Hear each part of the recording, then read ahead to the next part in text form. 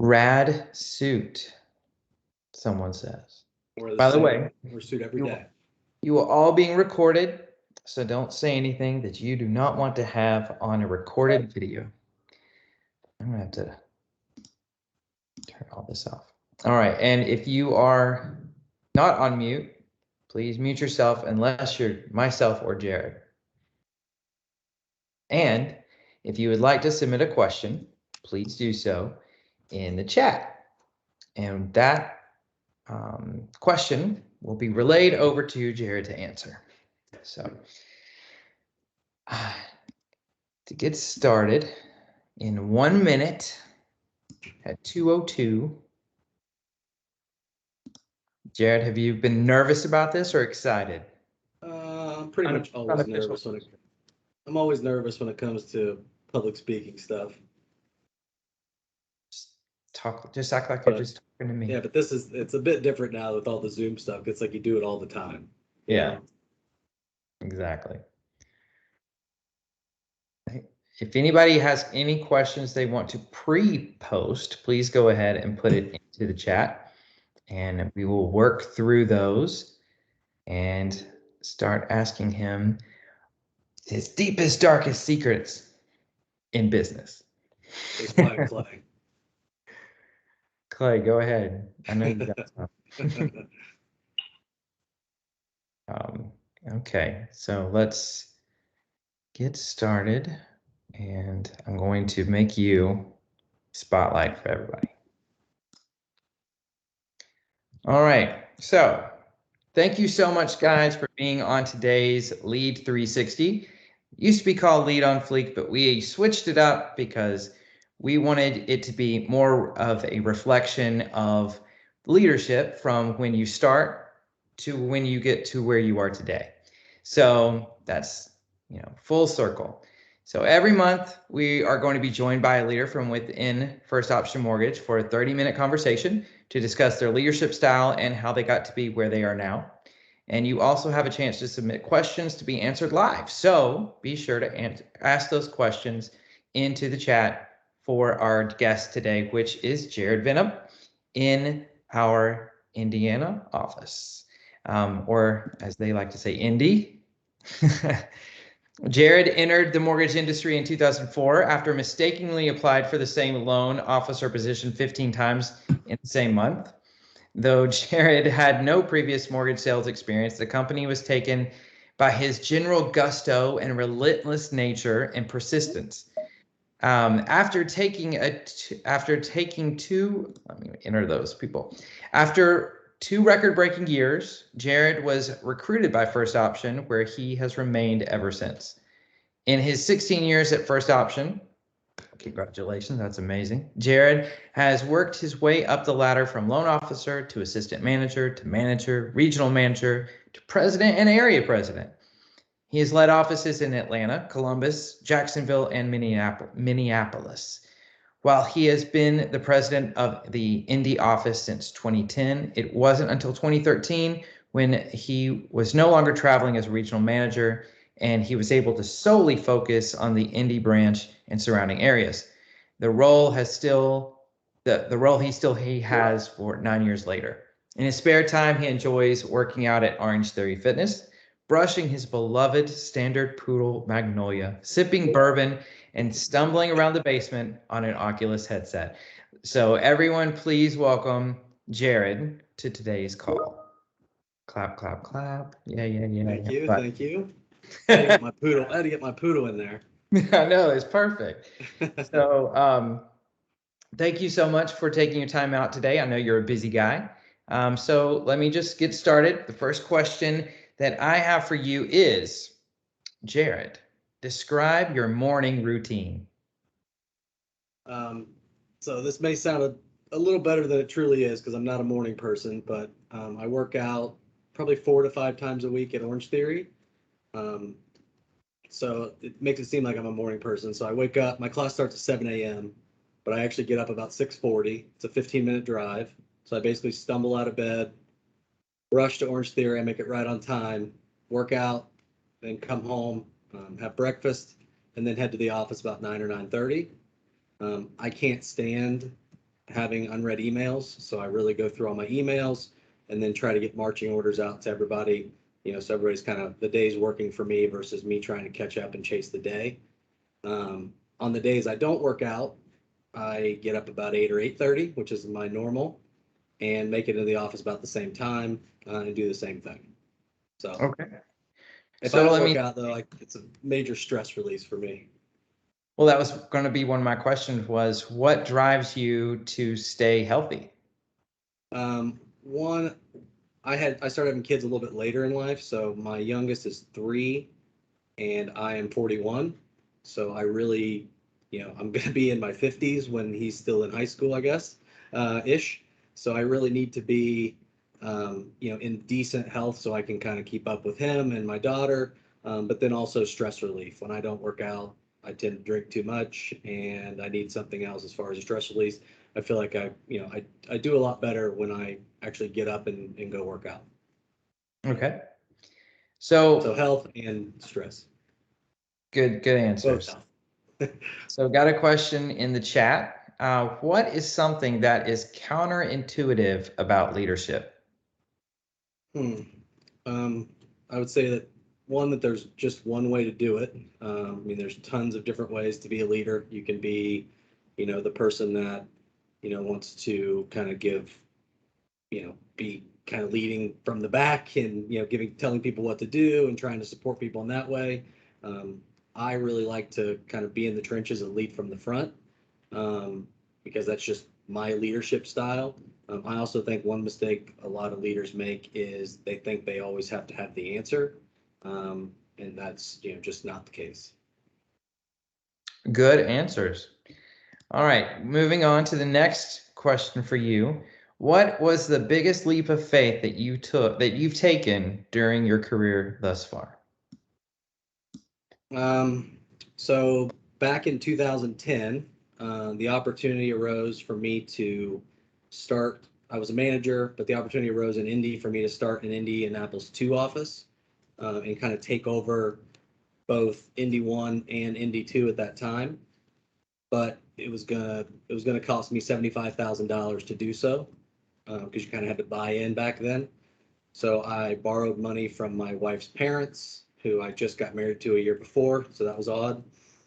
Also from my 401k, came up with the 75,000 and bought in, and it was the best decision I've ever made. But obviously, just betting on myself, and I thought I could do it, but it was a big risk when I didn't really even have $75,000. Well, that definitely sounds like a leap of faith. It was. Paid off big, so good for you. So speaking of, people who have helped you out in your career, describe your mentor and what they did for you to teach yourself on how to succeed.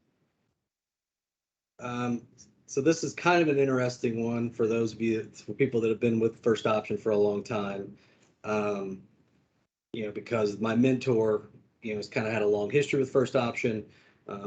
So I'll use one of my daughter's favorite books. I'll do Harry Potter as kind of a way to tell the story.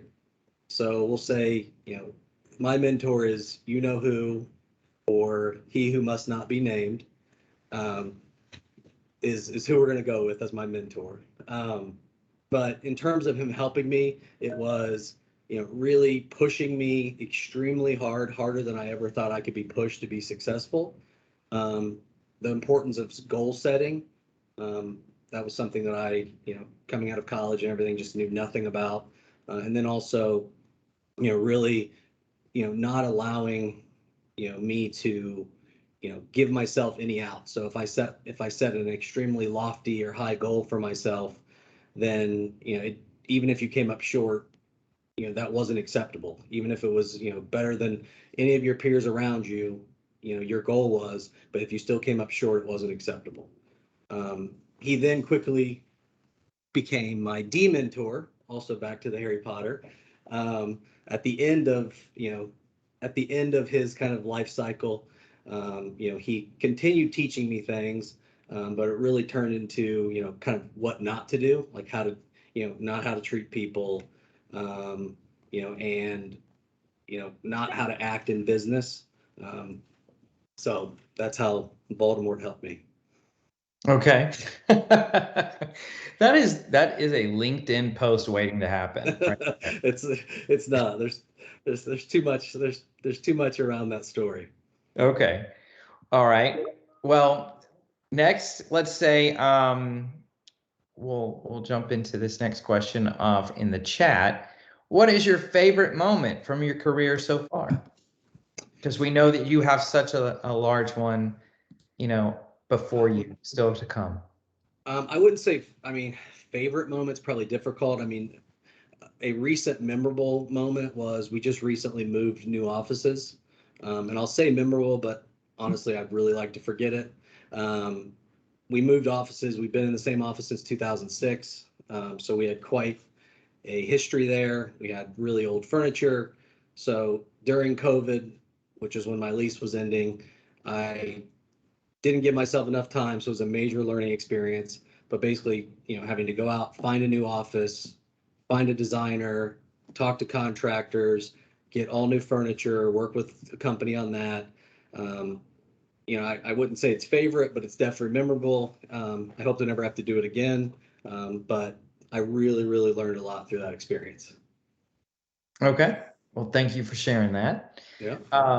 Another question in the chat: how do you handle all the very different, and I'll say that they put very different personalities on your team? I mean, individually, I don't think there is a one size fits all, way to treat everyone. That was something that I learned, very early on. Some people, need, more hugs than kicks and more, accountability than others. Some people just want to, kind of do their own thing. So, really, I guess treating each person as an individual has, made that, you know, a lot easier, way for me to manage people versus trying to do the, one size fits all type of model.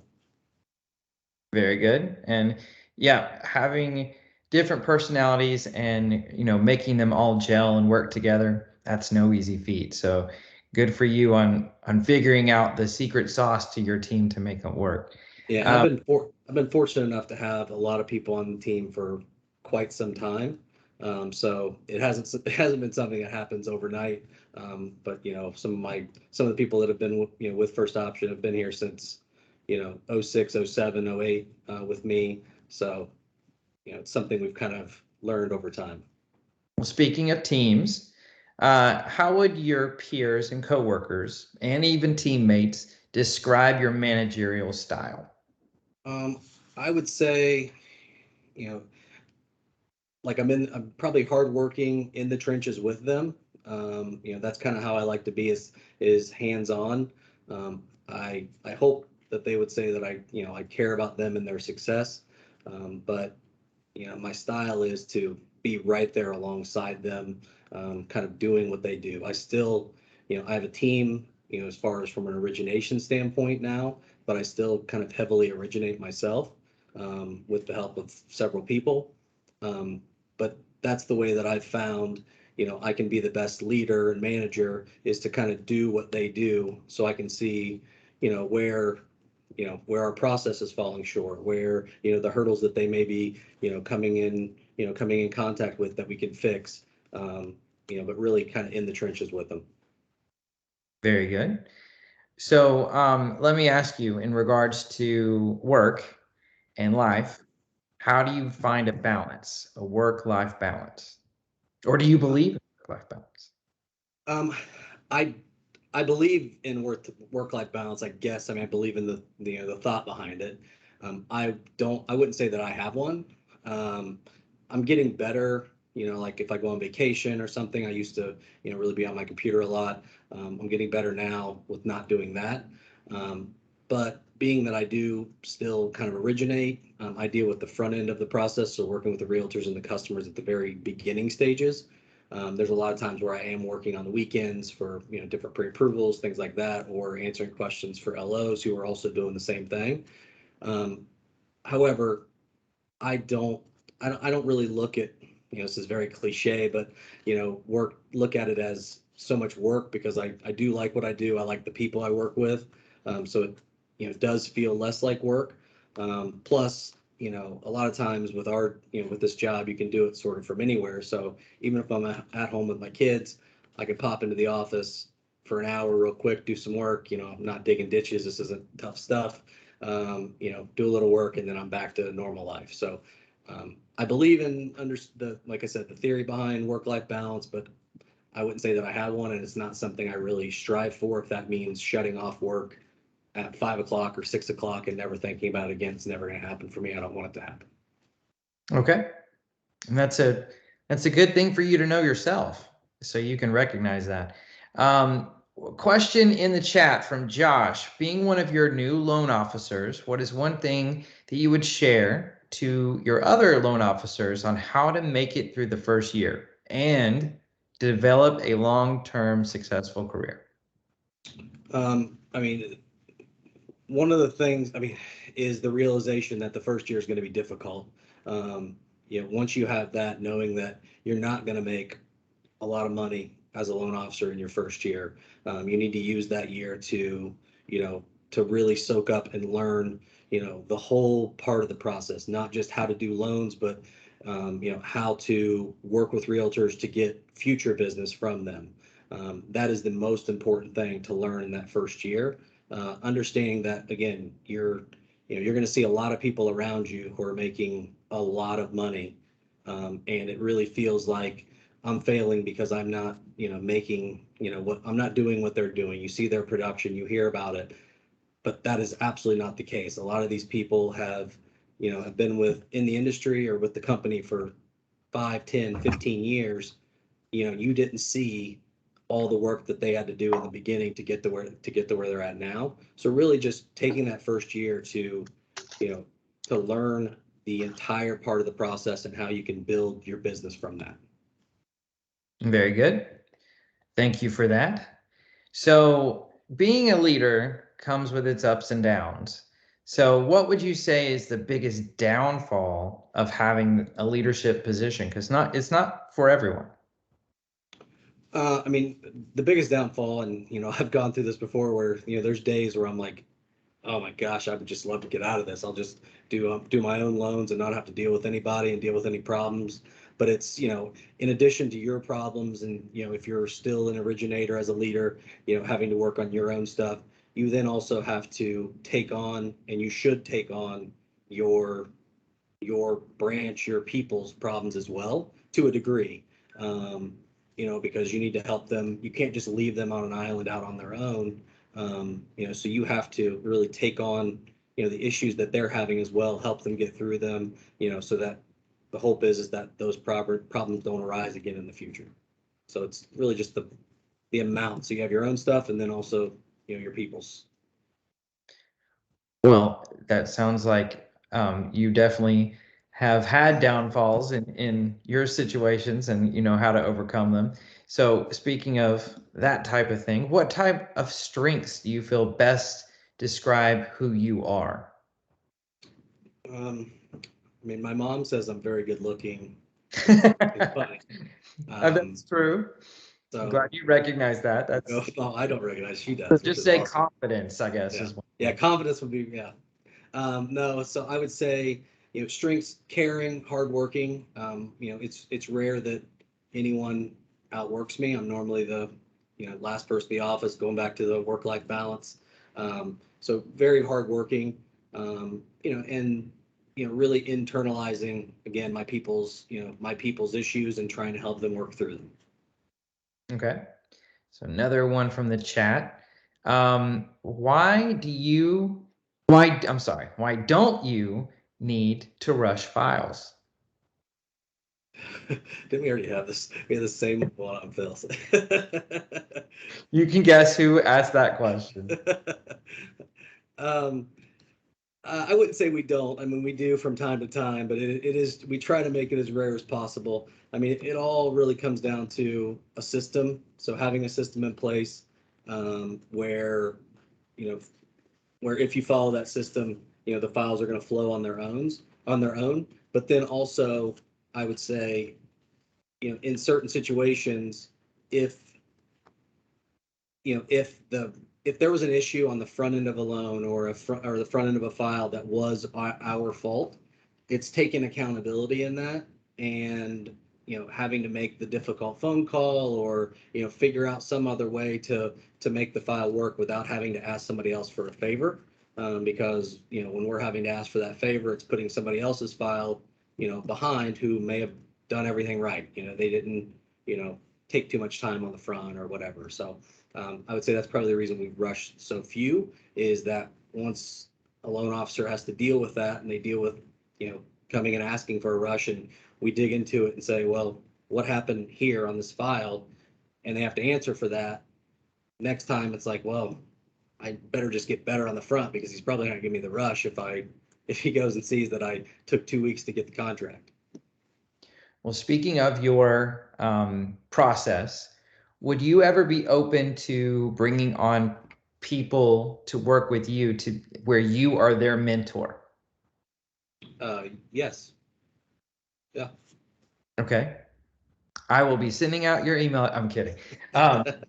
No, seriously though, if you hear this question and it interests you, I encourage you, reach out to Jarad, ask him questions, set up a Zoom or a Teams call, and maybe have some coffee in the morning after his Orange Theory Fitness session, and see if you can ask him some questions and really get into his process, because apparently it works. So moving on to the next question, the first time that you had to let someone go, how did that change you, or did that change you? I don't think it changed me. I mean, the first person I let go, it felt fantastic letting them go. So the way it happened was I overheard somebody on the phone. This was back when we used to radio advertise, and calls would come in, and the loan officer was basically belittling someone because the amount of their mortgage. Basically saying like, oh, your mortgage isn't going to make me enough money. I don't even want to do this. Blah blah blah. I overheard it, and it was just an immediate. I mean, probably handled it correctly if Hillary's listening, but this was a long time ago. But it was just basically an immediate fire, and hey, time for you to go. And the funny thing with this guy is that he's also the person 6 months previous.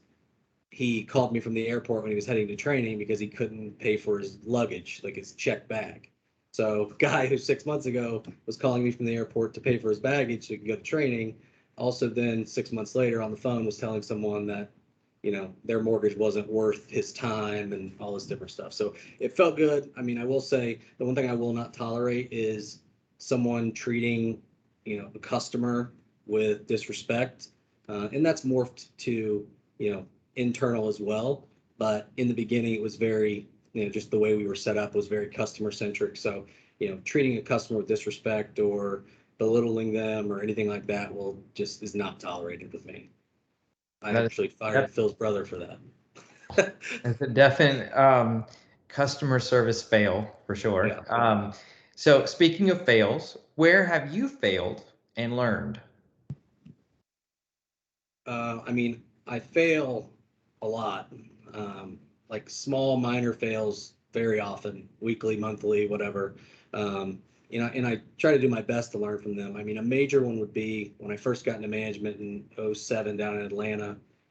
I was very slow at making decisions. So people would come to me with something, no matter what it was.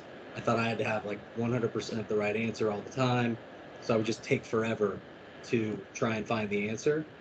And I learned very quickly that, sometimes giving an answer that may be 90% accurate in a lot of cases, in some cases, is a quick one. A quick answer like that is much better than taking 2 or 3 days to give an answer that you feel 100% confident on, because in reality that person had a problem they needed fixed. So if you didn't give them an answer quickly, they were going to do something anyway.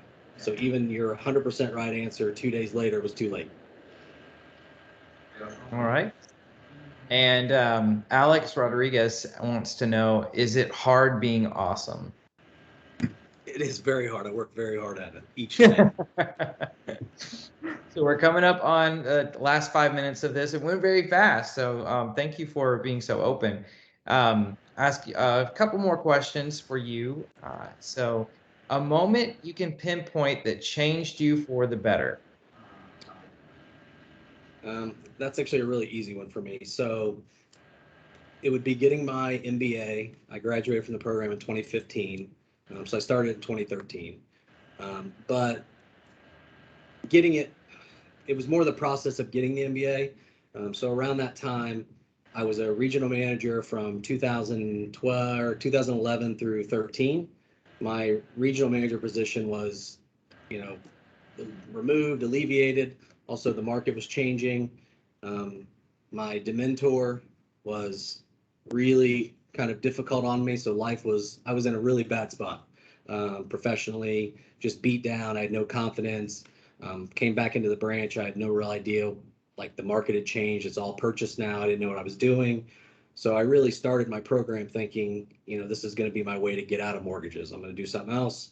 But really what happened through all of that was I gained a lot of confidence. I mean, there wasn't anything I can, I would say in the class that I actually learned that helps me on a day-to-day basis, but it's just more about, my ability to communicate effectively. And it really helped me build a lot of confidence. And I was able to stay and since that graduating, I really, things have turned around drastically for me.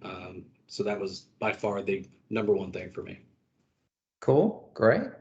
One last question I'll ask you, and it's sometimes it's looked at as kind of a buzzword or trendy, but I want to know what you think about company culture.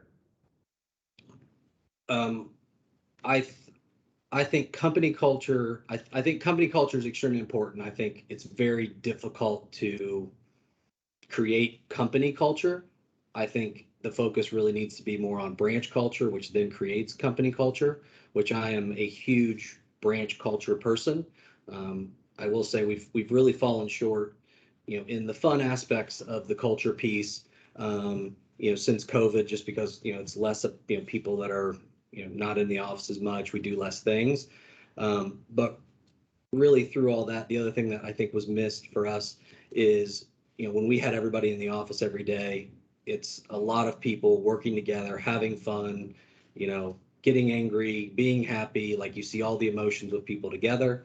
I think branch culture is extremely important. I think company culture is very important as well. I just think it's hard to create a company culture because it's such a big thing. It's like, moving, like, turning a cruise liner. Like you got to, it's a very, very slow process, but starting at the branch level, at the individual level, I think it creates a great company culture. And I think it's extremely important. I think it's probably the most important thing about a successful office.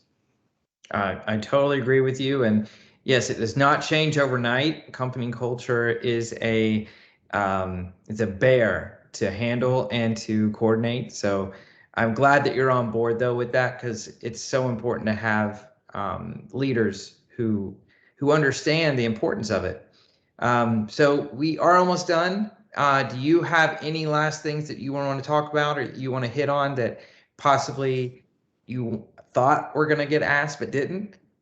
Um, I would say the only one that I would, I gotta plug my wife a little bit.